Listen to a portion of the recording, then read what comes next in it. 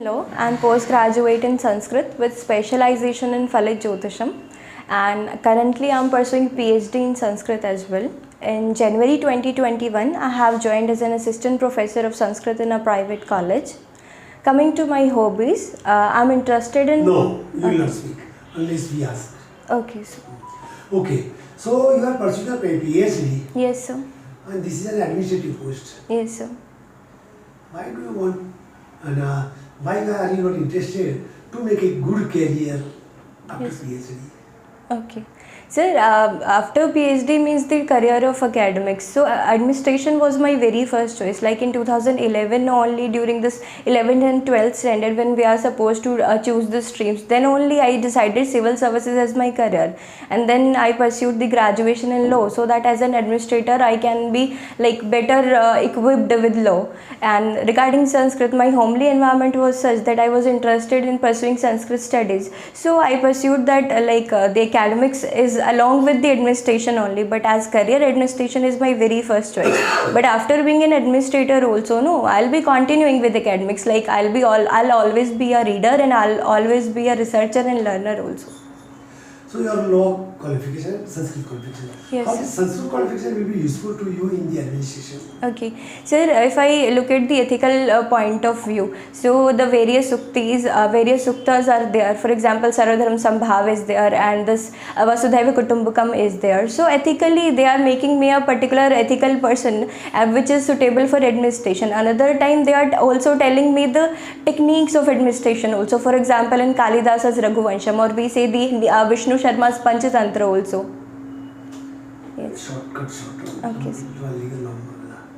विष्णु शर्मा ने पंचतंत्र लिखा। Yes, sir. Panchatantra की उनकी कहानी किस टेक्स्ट पे आधारित है? ओके सर, बेसिकली महाभारत और सब पुराणों से लेकर के विष्णु शर्मा जी ने बहुत सारी कहानियाँ लिखी, पर उन्होंने इंसानों और जानवरों सबको लेकर के बनाया था कि वो जो पर्टिकुलर राजकुमार थे वो लेमैन के रूप में भी किसी को भी काबिल बनाने के लिए उन्होंने ऐसी कहानियाँ रची कि कोई भी पंचतंत्र को अगर पढ़ लेता है तो वो किसी भी प्रकार की नीति का ज्ञाता हो जाता है।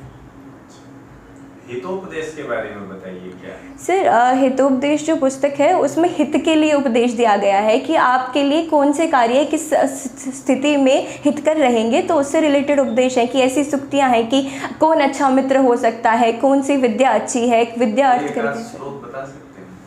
Sir, I can't recall this shloka for now from Hitopadesha. Law का भी आपका ग्रेजुएशन है? Yes sir.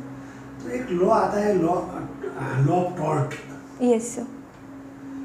What is its usefulness or why knowledge of thought will be useful to the administration? Okay, so torts literally means that something which is twisted. So generally we see as law of torts is something which is trivial matters only, not so like generally there is a perception that this law is not so important. But as an administrator, it is very important. For example, you are talking about nuisance there, you are talking about negligence there, you are talking about the trespasses there. So it means that as an administrator, I should be looking at minute things also. It is not about the okay, I have some general works also, but if I can be expert in something, so that the techniques of torts help me there in administration. There are thick chawls in Ahmedabad. Okay. And there is a problem about the trespassing. Okay. How will you solve it? Okay. Sir, very first thing is we have to see who are the people trespassing there. For example, if there is some chawl and we see that there is no way given to people for public spare, and that's why they are using that particular way. So we will try to arrange some alternate route so that it doesn't result into trespasses. CRPC Yes. और IPC दोनों में फर्क क्या है? Sir, IPC is Indian Penal Code. It is the substantive law form, and CRPC is Criminal Procedure Code, which is talking about the procedural law of the criminal things. National green tribunal जो है, Yes, sir. वो CRPC से guide क्यों होता है? उसके लिए CRPC से ही गाइड करने के लिए उसको क्यों कहा गया? Sir, as far as I remember, like the NGT, the judges there in NGT have the civil powers under the CPC, but I'm not aware of the CRPC thing. I think I have to check that. CRPC, is there any relevance of CRPC contents useful for a Mamlatdar or a revenue officer? Sir, firstly, the powers of the Mamlatdar or executive magistrate or as a magistrate powers are given under CRPC only. So the very first thing is that it is of utmost importance because it is the source of power itself. What is your choice of selection? Okay, so my first three preferences are Gujarat Administrative Services, DYSP and Assistant Commissioner Taxation. This way. And then last two you are not interested. No sir, I told you the first three preferences. First No? three. And then last three. Okay, so the last three ones, as far as I remember, the labor officer, the social welfare officer and the state tax officer. Labor officer and social welfare officer. Yes sir. What is the useful? Why these posts are created in government? Okay, sir, when we look at the society, no, there are different kinds of groups. So that the development is more inclusive and more targeted and customized, we have created certain departments. So labor officer will be looking at the things and issues related to labor laws, and social welfare will be mainly welfare officer will be mainly focusing on social welfare issues. So this is like we must need some customized areas so that we can do the development better. Suppose you are appointed as labor officer. Yes sir. What will be your role play? Okay, What sir, will be your like responsibility? as per the labor laws, I am supposed to inspect the factories also whether they are following the labor laws in particular or not.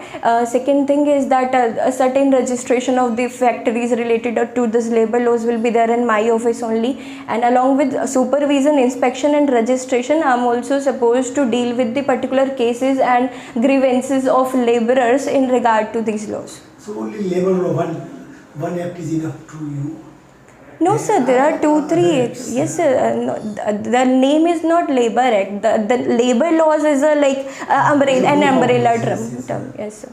अच्छा law और ethics में क्या फर्क है?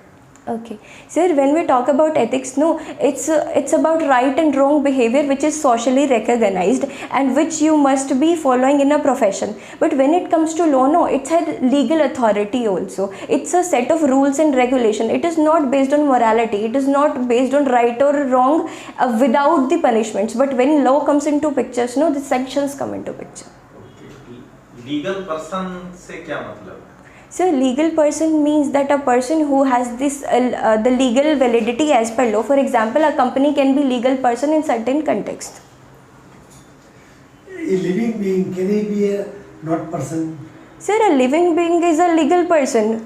For obvious he is. But a company can also be a legal person. And there were some cases when the court said that a river is a legal person also. A temple is a legal person. My also. son, grandson, 12 years. Yes. Is he a legal person? Yes, sir.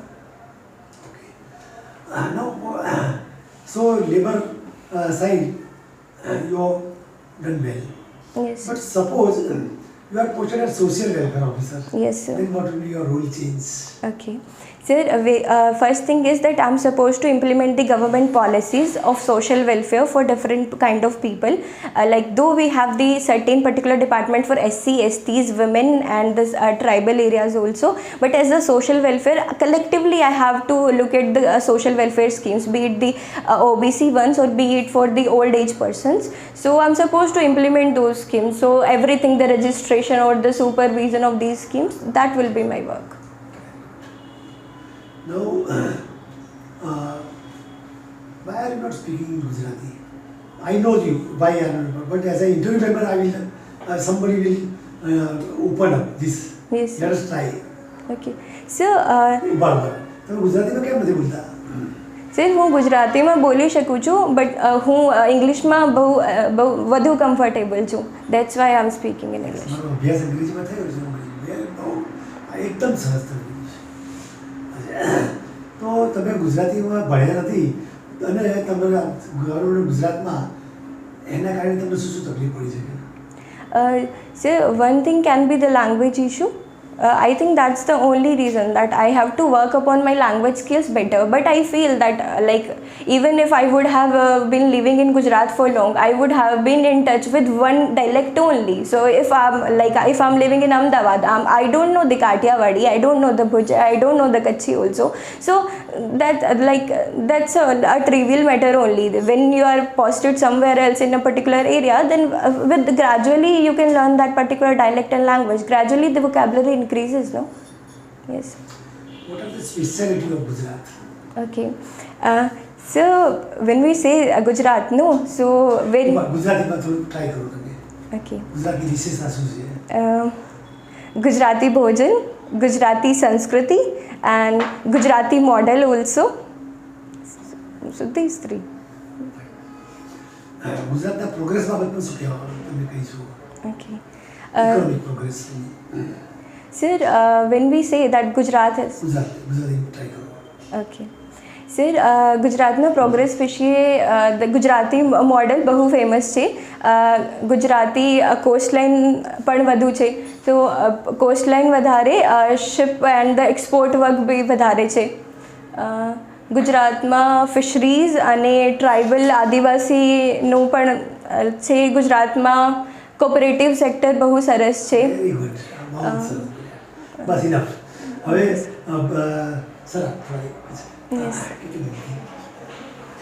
Sanskrit भाषा को देव भाषा क्यों कहा जाता है? Okay sir, Sanskrit को देववाणी इसलिए कहा जाता है क्योंकि ये माना जाता है कि देव जो भाषा बोलते थे वो संस्कृत बोलते थे, क्योंकि संस्कृत सुसंस्कृत मानी जाती है, जो पहले से ही शुद्ध है, उसे और शुद्ध करने की आवश्यकता नहीं है. और देवों को हम इतना पूजनीय कंसीडर करते हैं कि वहाँ से शुद्धता शुरू होती है. आज के युग के हिसाब से आप इसको मैथोलॉजी मानते हैं या भगवान सही में संस्कृत ही बोलते थे? ओके सर, जब हम भगवान के कॉन्सेप्ट की बात करते हैं तो हम उनके ऐसे रूप को देखते हैं जिसमें हमने कभी उनसे बात नहीं की होती. हम सिर्फ उनके स्वरूप को सुनते हैं, हम उनकी भाषा को उन्हें बोलते हुए नहीं सुन पाए हैं. कहीं भी किसी कंटेक्स्ट में वेद में हमने कहीं ये मेंशन नहीं देखा है कि भगवान ने बात की या भगवान ने इस भाषा में बात की. बस ये बोला जाता है कि संस्कृत देव भाषा है, इसलिए वेद जो हैं वो उन्हीं की वाणी से निकले और फिर हम उन वेदों को फॉलो करते हैं कि किस प्रकार से कोई चीज़. न्याय दर्शन में जी सर.